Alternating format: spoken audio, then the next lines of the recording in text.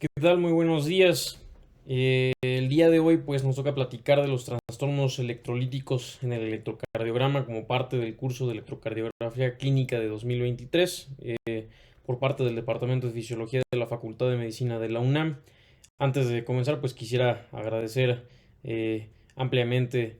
al Departamento de Fisiología y al doctor Eric Alexanderson por haberme extendido la invitación para poder platicar de ese tema que pues francamente es algo apasionante y que nos vamos a encontrar expuestos desde cualquier tipo de contacto, ya sea primer contacto, trabajando en un hospital, ya sea de segundo nivel de atención e incluso en hospitales de referencia de tercer nivel de atención. Nunca vamos a estar exentos de tener pacientes con alteraciones electrolíticas y pues bueno, como iremos viendo a lo largo de esta presentación, el objetivo es que nosotros pues podamos utilizar el electrocardiograma tanto para hacer los diagnósticos como para orientar nuestro tratamiento en estos pacientes. Entonces, pues bueno, yo soy el doctor Miguel Tapia. Actualmente estoy cursando el primer año de la residencia de cardiología clínica en el Instituto Nacional de Cardiología Ignacio Chávez y pues bueno, no tengo ningún conflicto de interés. Me gustaría pues enseñarles cuál es la agenda con la que vamos a estar trabajando el día de hoy. Pues bueno, vamos a hablar un poquito de los objetivos, un poquito de introducción y bases fisiológicas para el apropiado entendimiento y la comprensión de estos trastornos.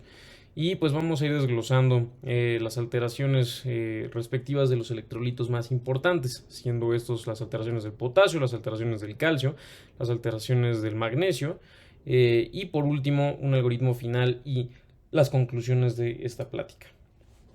Desde el punto de vista de objetivos, pues bueno, tengo tres, que es que podamos recordar las bases fisiológicas de la conducción eléctrica normal del corazón,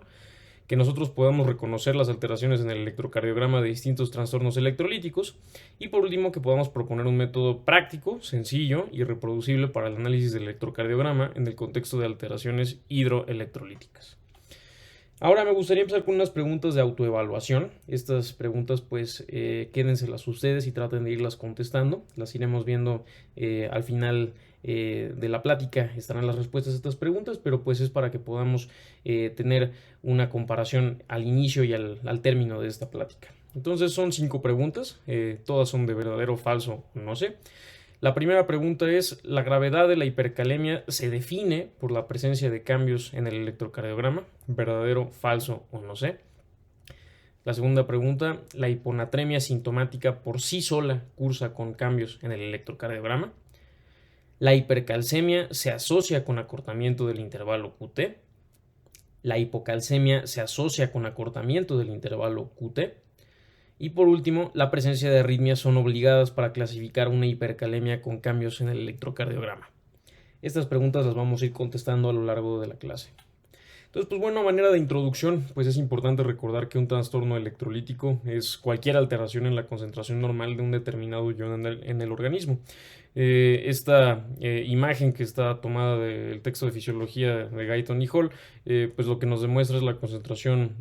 normal de distintos electrolitos y distintos elementos fundamentales para el apropiado funcionamiento celular, tanto a nivel intracelular como a nivel extracelular. Tal vez lo primero que tengamos que destacar aquí es que pues nuestro acercamiento o nuestra forma de diagnosticar esos trastornos pues principalmente va a estar basado en las alteraciones en las concentraciones extracelulares, pues son las que están expuestas a las que nosotros podamos hacer mediciones, ya sea por toma de muestras con electrolitos, con gasometrías o bueno, con otros tipos de estudios. Entonces, a pesar de que la concentración intracelular y la concentración extracelular pues tienen pues algunos cambios que vale la pena destacar y que iremos platicando a lo largo de la presentación, me es importante recalcar que nos estaremos concentrando particularmente en la concentración extracelular de los componentes electrolíticos a nivel del plasma y pues su determinado impacto en el funcionamiento del organismo. Entonces, ¿por qué es importante esto? Pues ya que los electrolitos son elementos fundamentales para el apropiado funcionamiento celular, la alteración en la concentración de cualquiera de estos elementos pues va a repercutir en cualquier sistema del organismo potencialmente. Esto puede darnos alteraciones a nivel del sistema nervioso central, alteraciones en la contractilidad o en la excitabilidad de las miofibrillas a nivel del músculo estriado, y también nos puede dar alteraciones pues más sistémicas, como pudiera llegar a ser la presencia de hilio paralítico o de trastornos en la movilidad del tracto gastrointestinal.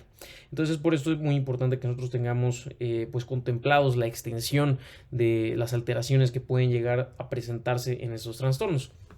Ya particularmente desde el punto de vista pues cardiovascular, los electrolitos de lo que nos van a permitir es la generación apropiada de potenciales de acción, desde las células del sistema especializado de conducción hasta el potencial de acción del cardiomiocito. En la parte de abajo de la pantalla lo que ustedes pueden apreciar es una imagen que está tomada del texto de fisiología de Bohrm, en donde ustedes lo que pueden observar son las uniones gap entre los distintos cardiomiocitos y cómo lo que nosotros vamos a poder determinar y presenciar cuando nosotros tenemos un registro electrocardiográfico, que es de lo que nos vamos a estar concentrando particularmente, es precisamente de las corrientes iónicas extracelulares, que pues bueno, estas tienen una importante función para la propagación de los potenciales de acción a nivel de las células del corazón, y pues bueno, que nos van a permitir el correcto funcionamiento desde el sistema especializado de conducción del corazón y pues evidentemente pues el efecto final, que es la contracción mecánica de las miofibrillas del corazón. Entonces es por esto que cualquier alteración a nivel de un electrolito al nivel del aparato cardiovascular pues nos va a poder condicionar trastornos que van a poder ser reflejados y poder ser analizados desde el punto de vista de un registro eléctrico de superficie, como puede ser el electrocardiograma. Ahora, desde el punto de vista de importancia, pues bueno, pues el tema es que los trastornos hidroelectrolíticos son situaciones que son muy frecuentes, tanto en pacientes hospitalizados como en el departamento de urgencias, y la severidad en ocasiones, desde el punto de vista operacional, va a estar determinada por la presencia de cambios en el registro del electrocardiograma. Esto puede oscilar en un espectro desde un paciente que tenga un ritmo sinusal totalmente normal y tenga un trastorno electrolítico asintomático, hasta pacientes que lamentablemente se presenten en un estado de gravedad, con un ritmo de paro, o que presenten alguna alteración que requiera de una intervención médica inmediata para poder preservar la vida del paciente. Entonces es por esto que nosotros podamos el hecho de que nosotros podamos tanto comprender como diagnosticar estos trastornos en el electrocardiograma es de suma importancia. Y pues bueno, aquí les quiero poner únicamente un estudio de manera muy breve. Esta fue una corte retrospectiva de 31,000 pacientes que se realizó en gente mayor de 18 años que acudieron a un servicio de urgencias en Oslo de 2010 a 2015 y tuvo como objetivo determinar la frecuencia, tipo, severidad y la relación con días de hospitalización, readmisión y mortalidad de distintos trastornos electrolíticos. Lo que quiero aquí destacar es que, bueno, los pacientes presentaban alteraciones a nivel de los electrolitos, tanto a nivel del potasio, del calcio, del magnesio y del fósforo, de los cuales vamos a estar platicando posteriormente. Y pues bueno, evidentemente, aunque las alteraciones a nivel de trastornos severos eran en proporción disminuida, observen por favor cómo hasta 8% de los pacientes llegaban a presentar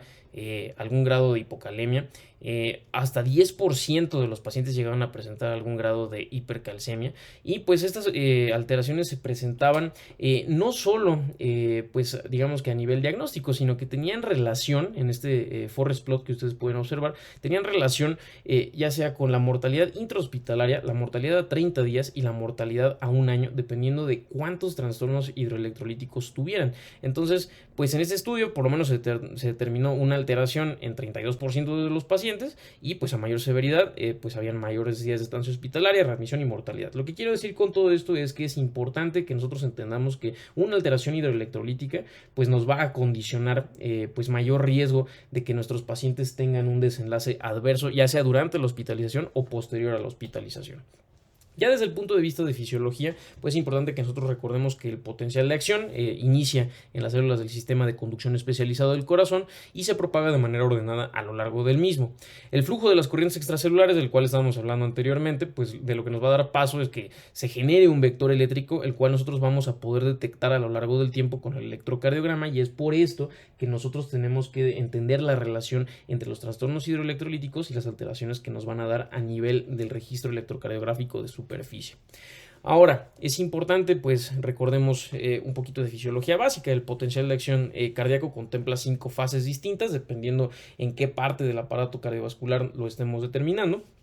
que pues bueno, va a poder llegar a un máximo de 5 fases. La fase 0, que es la fase de despolarización rápida, la fase 1, que es la fase de repolarización rápida, la fase 2, que es la fase de meseta, la fase 3, que es la fase de repolarización, y la fase 4, que es la diástole eléctrica. Ahora, estas fases van a estar, como platicábamos anteriormente, pues presentes en distintas intensidades, y por lo tanto lo vamos a poder observar en distintos registros dependiendo de en qué parte del sistema del corazón nos encontremos. Por ejemplo, en el nodo sinusal vamos a notar que nosotros tenemos una fase de despolarización rápida, una fase de repolarización rápida, y pues vamos a tener eventualmente una fase de diástole eléctrica. Entonces es importante que nosotros tengamos esto en cuenta,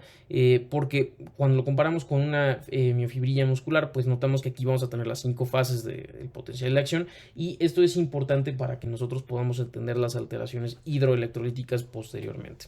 Estas fases dependen pues de 4 corrientes de membrana que pues coincidentemente van a ser los iones de los cuales vamos a estar hablando posteriormente en los trastornos hidroelectrolíticos, que son pues principalmente las corrientes de sodio, las corrientes de calcio, las corrientes de potasio y la corriente marcapaso. También en esta imagen que tienen en el lado derecho de la pantalla, lo que ustedes pueden observar son el flujo de las corrientes de potasio, la corriente de calcio y la corriente marcapaso, así como las corrientes de sodio, dependiendo de en qué fase del potencial de acción nosotros nos encontramos. Y pues bueno, evidentemente una alteración en la concentración normal de alguno de estos iones, pues lo que va a generar es una alteración en cualquiera de estas fases del potencial de acción, y evidentemente esto va a repercutir en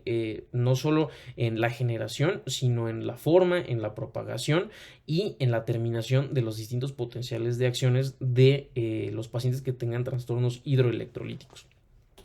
Ahora, respecto a los cambios en el electrocardiograma, pues el potencial de acción del corazón pues puede alterarse por cambios en esas concentraciones, como hemos estado platicando, y desde el punto de vista clínico, las alteraciones más importantes están dadas por cambios en las concentraciones del potasio, cambios en las concentraciones del calcio y cambios en las concentraciones del magnesio. Es importante platicar aquí que pues realmente no ha habido ningún estudio que nos demuestre que alteraciones en las concentraciones del sodio generen trastornos en el electrocardiograma, por lo que pues es importante que ustedes recuerden que si bien el sodio es uno de los electrolitos más importantes, nunca vamos nosotros a tener cambios electrocardiográficos en una hipernatremia o en una hiponatremia. Entonces, los iones con los que vamos a estar platicando y con los que me quiero concentrar a lo largo de esta plática son principalmente esos: el potasio, el calcio y el magnesio. Vamos a platicar un poquito del potasio. Pues bueno, la hipercalemia como tal, que va a ser el primer trastorno hidroelectrolítico del cual vamos a platicar el día de hoy, se define como un nivel sérico de potasio mayor de 5.2 milimoles por litro. Pues bueno, se clasifica de leve, moderada a grave con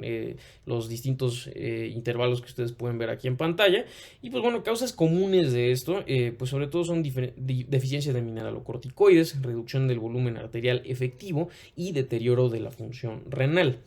Ahora, desde el punto de vista de cambios en el electrocardiograma, los cambios como tal no llegan a ocurrir hasta un potasio sérico de más de 6 milimoles por litro. Sin embargo, pues bueno, hay que recordar que esto es, digamos, lo más típico. Pueden llegar a ocurrir cambios pues en distintos contextos en pacientes que tengan un umbral un poco menor. Y pues los cambios característicos incluyen los que están aquí enlistados en la pantalla, que son la presencia de ondas T picudas, el aplanamiento de la onda P, la prolongación del PR, el acortamiento del QT, la presencia de bradiarritmias, la presencia de bloqueos de conducción y la presencia del ensanchamiento del complejo QRS. Ahora, es importante pues una regla de dedos, si bien no es algo pues que se presente en todos los pacientes ni que siga una progresión lineal. Dependiendo de la intensidad de las alteraciones en la hipercalemia, el complejo QRS, o bueno, el complejo como tal de un ciclo cardíaco en el electrocardiograma, desde la onda P hasta el final de la onda T, va a irse alterando en sentido de izquierda a derecha, empezando por la onda T y pasando posteriormente por la onda P, dependiendo de la concentración del potasio que nosotros tengamos. Es decir, las primeras ondas que se van a alterar son la onda T, posteriormente el complejo QRS y posteriormente la onda P. Ahora, es importante que, pues bueno, si bien esos eran los cambios típicos, ya con niveles de potasio sérico más intensos, como pueden ser más de 9 milimoles por litro, podemos desarrollar otras alteraciones, como puede ser la presencia de un patrón sinusoidal, la presencia de fibrilación ventricular o incluso la presencia de asistolia o actividad eléctrica sin pulso. Entonces, a pesar de lo que estábamos platicando anteriormente de las alteraciones, digamos, hasta cierto punto, entre comillas, ordenadas en el electrocardiograma, el nivel sérico del potasio no forzosamente nos va a correlacionar o no va a llevar una relación lineal con los cambios en el electrocardiograma. Entonces, la importancia de esto es, pues, si ustedes han tenido la oportunidad de revisar el manual del soporte cardiovascular avanzado, pues bueno, entre las H's y las T's que nosotros tenemos que descartar cuando un paciente se encuentra en un paro, pues justo es la presencia de alteraciones ya sea de hipo o de hipercalemia. Entonces, pues es por esto la importancia del potasio en el electrocardiograma y es por eso el primer trastorno del cual vamos a platicar. Ahora, esto del orden que estamos platicando, pues siguen una progresión normalmente. La onda T, la onda P, el intervalo PR y finalmente el complejo QRS y la conducción AB. Sin embargo, pues bueno, es importante que nosotros recordemos esto que hemos estado platicando. Si bien es un orden que, pues bueno, está descrito para que sea más sencillo de memorizar, no todos los pacientes van a tener alteraciones progresivas ni ordenadas, dependiendo de las concentraciones séricas de potasio. Entonces, vamos a ir platicando un poquito de los distintos trastornos que podemos llegar a tener en un paciente con hipercalemia. Pues bueno, esto puede llegar a ser, dependiendo de la repolarización anormal, la presencia de ondas T picudas. Si nosotros llegamos a tener un poco de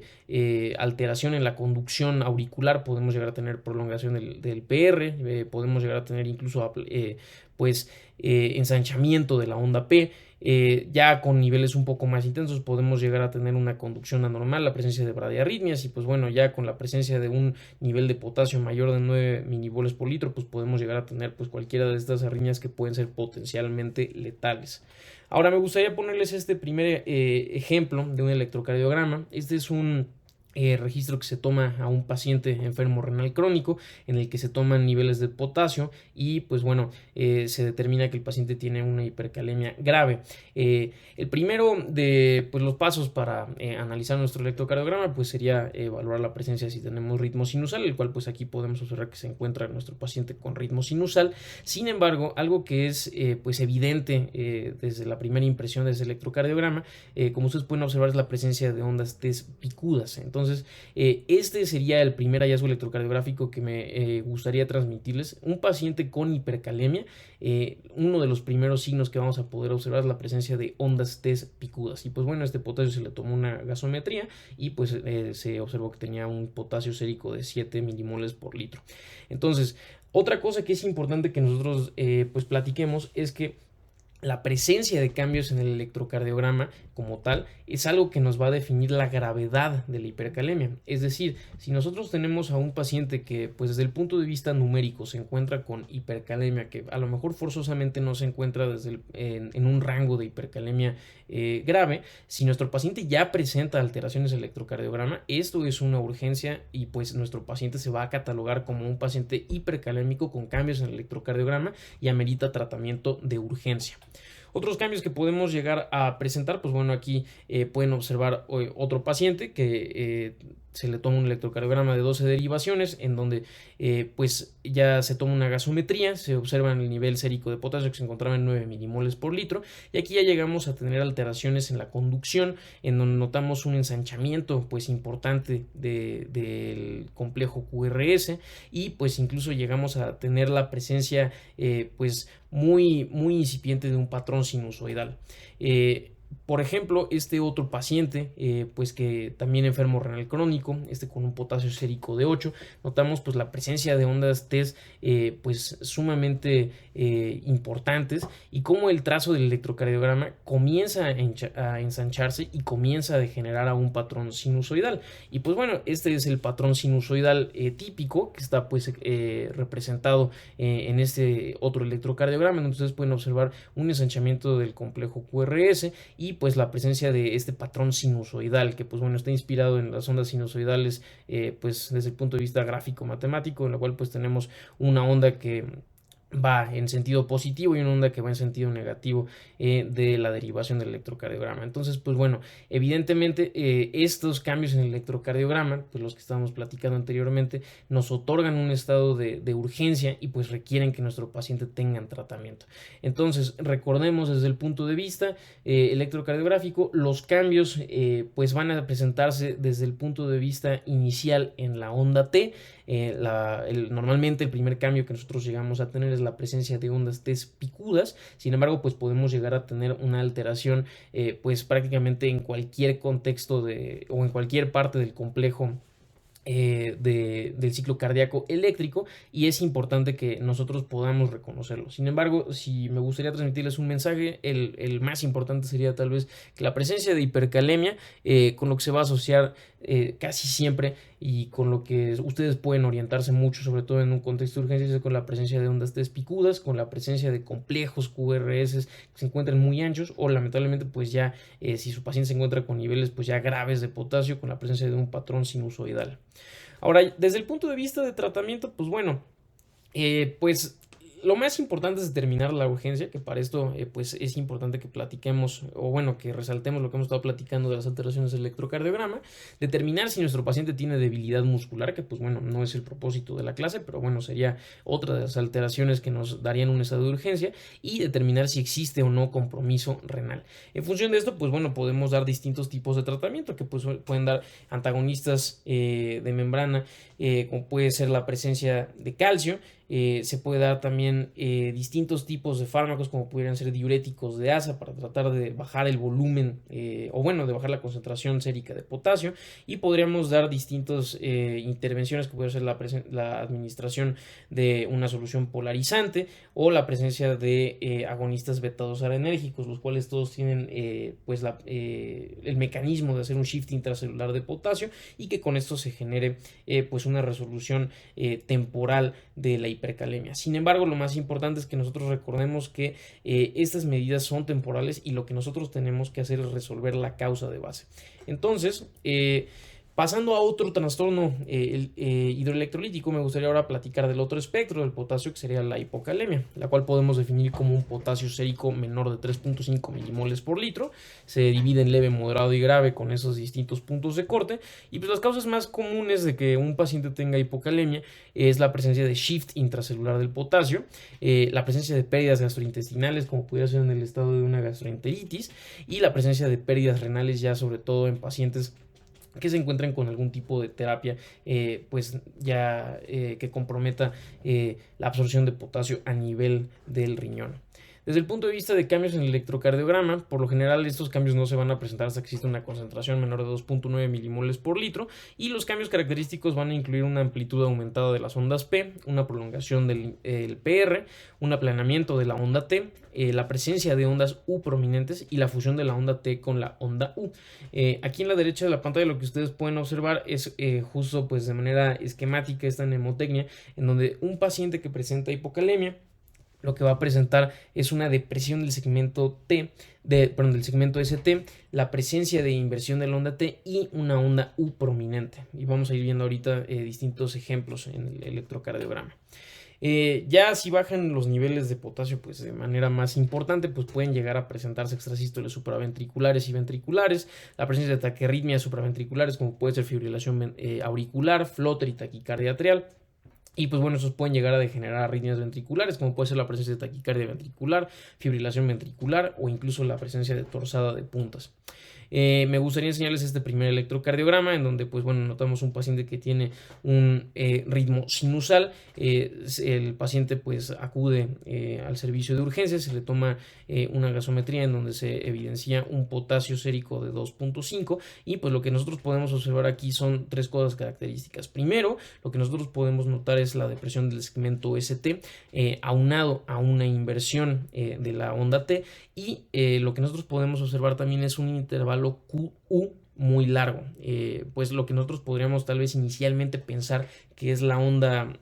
T en el electrocardiograma, en este contexto es una onda U. Y este paciente pues tenía pues cambios típicos de alteraciones asociadas a hipocalemia en el electrocardiograma. Otro de los cambios que pues, me gustaría enseñarles aquí, un poco más fácil de observar, donde se encuentra la flecha, es la presencia de la depresión del segmento ST y la inversión de la onda T. Y pues bueno, este paciente que lamentablemente, este es otro caso, otro paciente que tenía ya un nivel un poco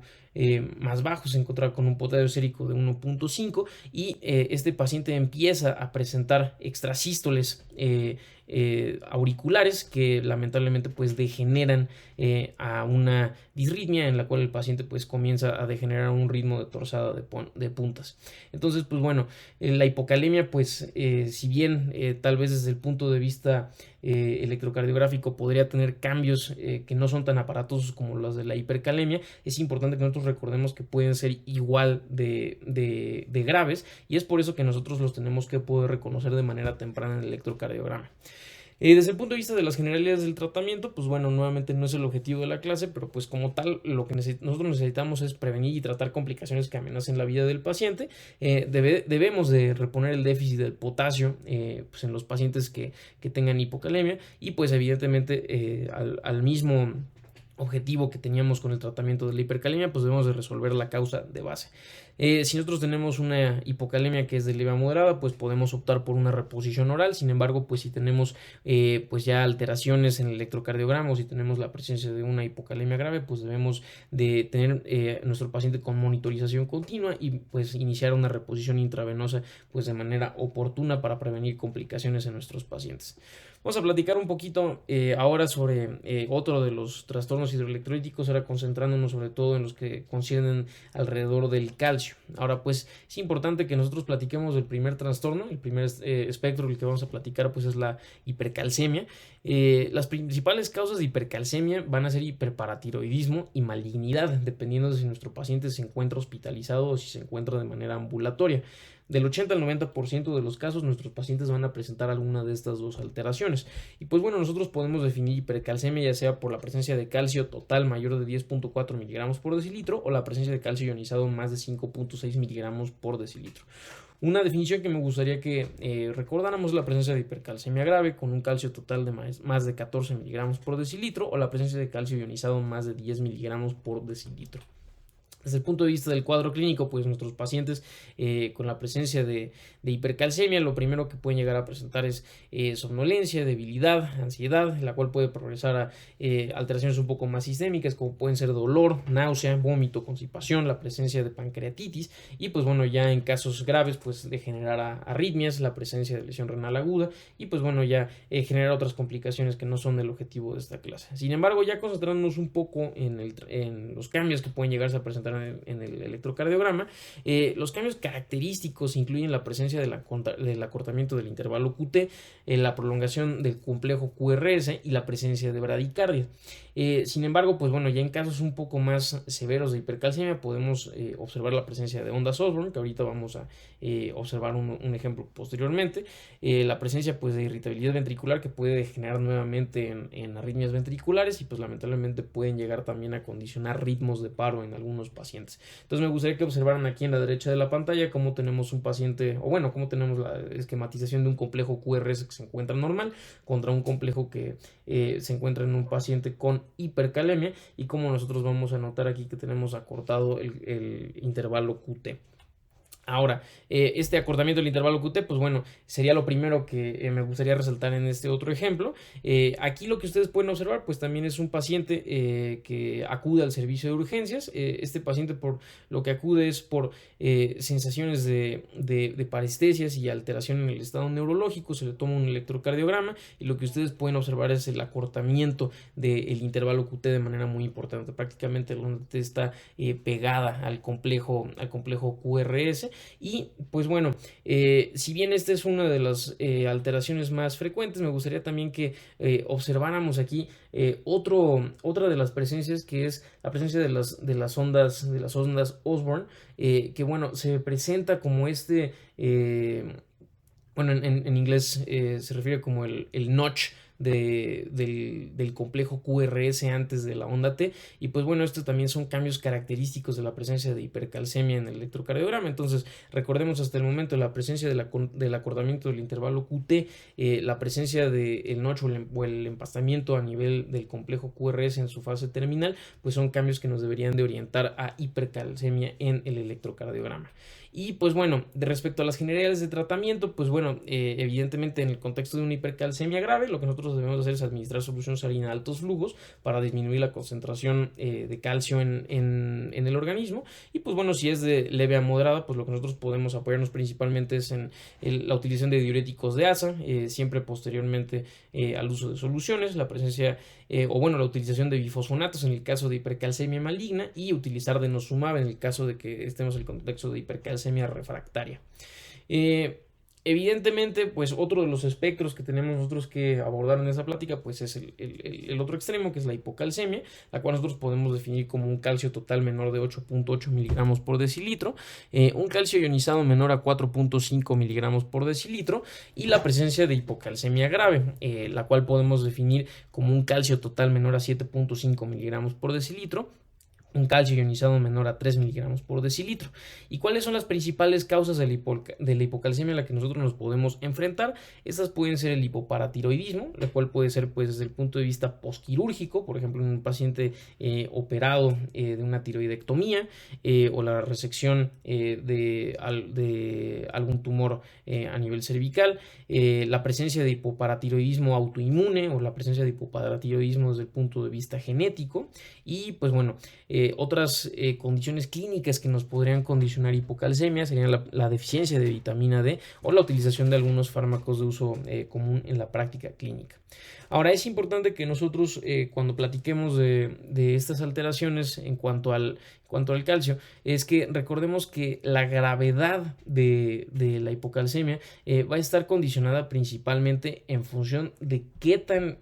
agudo o crónico sean los cambios en la concentración y pues evidentemente pues en la gravedad de estas alteraciones. Si nosotros tenemos un paciente pues que presenta un cambio drástico, es decir, un cambio agudo y grave en la concentración de calcio en la sangre, pues lo que nosotros podemos observar va a ser la presencia de irritabilidad neuromuscular, la presencia de síntomas neurológicos o psiquiátricos y pues evidentemente la alteración en trastornos en el electrocardiograma, que es lo que nos interesa particularmente para el desarrollo de esta plática. Y pues sin embargo, si nuestro paciente pues llega a tener cambios que sean un poco más crónicos, son un poco más tolerados, sin embargo a la larga nos van a poder presentar pues trastornos como síntomas extrapiramidales, la presencia de cerosis, la presencia de pelo quebradizo e incluso la presencia de síntomas psiquiátricos. Normalmente pues si nuestro paciente no presentan alteraciones pues que sean tan importantes desde el punto de vista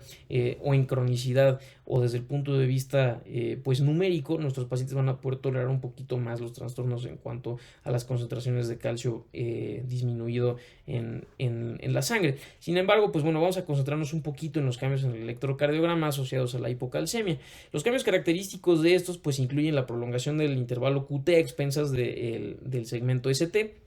Y pues bueno, cambios ya un poco menos frecuentes y más severos van a incluir la presencia de un bloqueo AB de distintos grados, la presencia de bradicardia, la presencia de un bloqueo del nodo SA e incluso la presencia de disritmias que también pueden llegar a degenerar en casos pues anecdóticos en un ritmo de torsada de puntas. Nuestro paciente, me gustaría que nos concentráramos aquí también en esta imagen de la derecha de la pantalla, como nosotros podemos pues observar aquí un ciclo cardíaco en el electrocardiograma pues normal y pues en un paciente que presenta hipocalcemia, como nosotros lo que observamos principalmente va a ser la prolongación del intervalo QT a expensas del segmento ST. Entonces, pues vamos a tratar de observar esas alteraciones en esos distintos electrocardiogramas que quiero enseñarles. Nuevamente, este es un paciente que se presenta con ritmo sinusal al departamento de urgencias y observen cómo el intervalo QT, bueno, si aquí hiciéramos un intervalo QT corregido, nos daría aproximadamente de 500 milisegundos y pues bueno, el único trastorno que se le encontró a este paciente pues sería la presencia de hipocalcemia a nivel sérico. Entonces, observen mucho ustedes y traten de concentrarse concentrarse mucho si su primera sospecha va a ser la presencia de hipocalcemia en un paciente. Traten de concentrarse sobre todo en el segmento ST y ver si esto nos está condicionando una prolongación o bueno, un aumento del intervalo QT corregido. Nuevamente este otro electrocardiograma muestra un intervalo QT prolongado a expensas del segmento ST. Claramente si nosotros lo comparamos contra un paciente con hipercalcemia, que si recuerdan pues los complejos QRS están prácticamente pegados al ONT, pues bueno, esto es algo muy distintivo y algo que nos puede ayudar a hacer el diagnóstico desde el punto de vista electrocardiográfico. Y pues bueno, desde el punto de vista del tratamiento hay que recordar que pues si nosotros tenemos una alteración grave, nuestros pacientes van a necesitar una reposición intravenosa con gluconatos de calcio al 10%. Recordemos que pues nosotros vamos a definir esto tanto desde el punto de vista, digamos, numérico y diagnóstico, pero también desde la presencia de alteraciones desde el punto de vista muscular, la presencia de cambios en el electrocardiograma, que es lo que nos importa particularmente para esta clase, la presencia de alteraciones respiratorias, como puede ser la presencia de laringoespasmo o incluso la presencia de trastornos psiquiátricos o del sistema nervioso central. Entonces hay que tener muy en cuenta eso, porque un paciente que presente alguna de las alteraciones en el electrocardiograma que estábamos platicando anteriormente, pues es candidato para recibir tratamiento intravenoso de manera urgente. Y por último, me gustaría que platicáramos un poquito de los trastornos del magnesio. Pues es importante que nosotros recordemos que el valor normal del magnesio oscila entre 1.9 y 2.7 miligramos por decilitro, y pues si estamos en el espectro inferior o el espectro superior de este rango de referencia, pues nos vamos a encontrar en el contexto de una hipomagnesemia y en el contexto de una hipermagnesemia respectivamente. Ahora, platicando un poquito de la hipermagnesemia, pues hay que recordar que las principales causas de esta son un aumento en la ingesta de magnesio, como puede ser en la presencia de pacientes que tienen un consumo aumentado de antiácidos que no requieren prescripción médica para su venta, y también la presencia de deterioro de la función renal. Nosotros vamos a definir la hipomagnesemia como leve, moderada o grave, dependiendo de si esta es de 1.7 a 1.5 miligramos por decilitro, si esta es de 1.6 a 1 miligramo por decilitro, o grave si esta es por debajo de 1 miligramo por decilitro. Ahora, ¿qué alteraciones podemos tener desde el punto de vista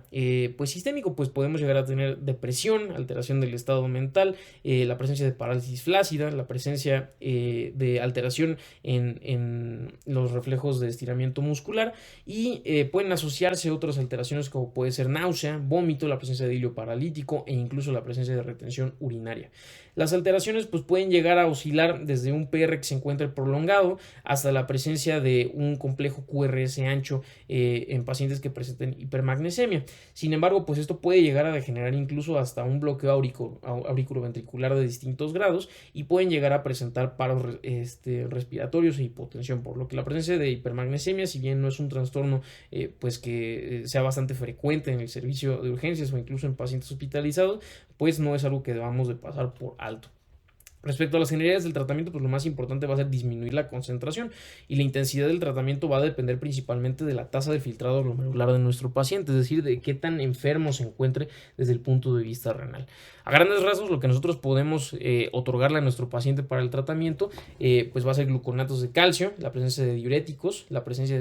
o la administración de solución salina para disminuir la concentración sérica de magnesio, y pues bueno, ya en casos refractarios y pues prácticamente en donde nuestras intervenciones hayan no tenido ningún impacto en la concentración sérica de magnesio, pues bueno, se puede llegar a considerar la utilización de hemodiálisis. Por último, platiquemos un poquito de la hipomagnesemia. Pues esta principalmente está asociada a pérdidas renales, a redistribución celular del magnesio y alteraciones en la reducción de la absorción. La incidencia que está reportada pues es aproximadamente del 2% en la población general. Es el trastorno hidroelectrolítico pues que se presenta con menos frecuencia. Sin embargo, este puede llegar a aumentar en áreas críticas, sobre todo porque los pacientes llegan a tener trastornos pues múltiples en estas situaciones, y pueden llegarse a presentar con distintas alteraciones en el electrocardiograma. Desde el punto de vista sistémico, pues los pacientes lo que pueden llegar a presentar es la presencia de temblor, fasciculaciones, la presencia de tetanía, cefalea, convulsiones, fatiga y astenia. Y desde el punto de vista en el electrocardiograma, nuestros pacientes lo que pueden llegar a presentar sobre todo es la presencia de prolongación del PR, la prolongación del intervalo QT, la presencia de extrasístoles ventriculares o auriculares y la predisposición a taquicardia ventricular, si bien esto pues es ya sobre todo en casos de hipomagnesemia grave. Y pues aquí me gustaría que observáramos un primer ejemplo de un paciente que tiene hipomagnesemia. Nosotros lo primero que podemos observar aquí es un paciente que tiene pues un electrocardiograma de 12 derivaciones en donde pues se encuentran salvas no sostenidas de taquicardia ventricular y la presencia de latidos ventriculares ectópicos.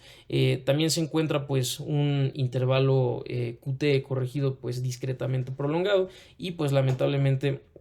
este paciente tenía hipomagnesemia grave dentro de sus estudios en el servicio de urgencias. Ahora,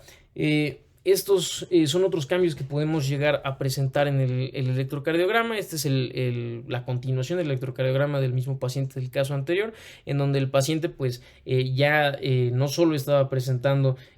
pues salvas de taquicardia ventricular no sostenida, sino que aquí nuestro paciente pues como tal ya arrancó con una taquicardia ventricular, por lo que es importante que recordemos que si bien el magnesio puede que no sea el primer ion en el que nosotros nos concentremos cuando estamos discutiendo de trastornos hidroelectrolíticos, pues sí puede llegar a tener repercusiones muy importantes en la conducción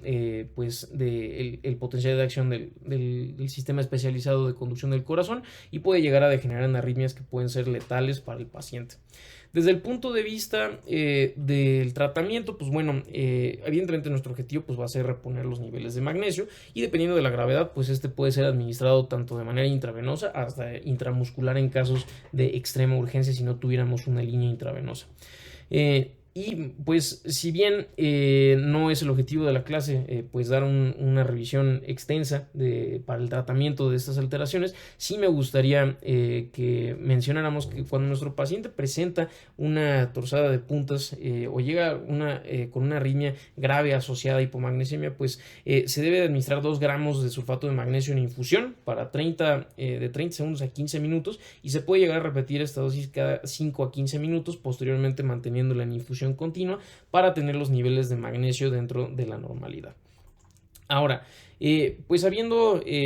revisado estos temas a lo largo de estos 40 minutos, me gustaría que viéramos las preguntas de autoevaluación que vimos al principio de la clase, en donde pues están aquí las respuestas de las mismas. Pues primero, la gravedad de la hipercalemia se define por la presencia de cambios en el electrocardiograma, pues esto es algo verdadero. Hay que recordar que si bien nuestro paciente puede tener una definición operacional numérica de hipercalemia leve o moderada, si nuestro paciente ya tiene cambios electrocardiográficos, esto va a definirse como una hipercalemia grave y es una urgencia y requiere tratamiento pues urgente y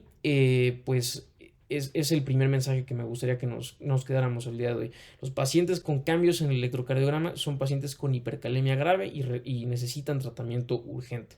Segundo, la hiponatremia sintomática por sí misma cursa con cambios en el electrocardiograma. Ya vimos que esto es falso porque recordemos que el sodio como tal no va a repercutir en los registros electrocardiográficos que nosotros podamos tomar y por lo tanto un paciente con hiponatremia o hipernatremia no va a cursar con alteraciones en el electrocardiograma.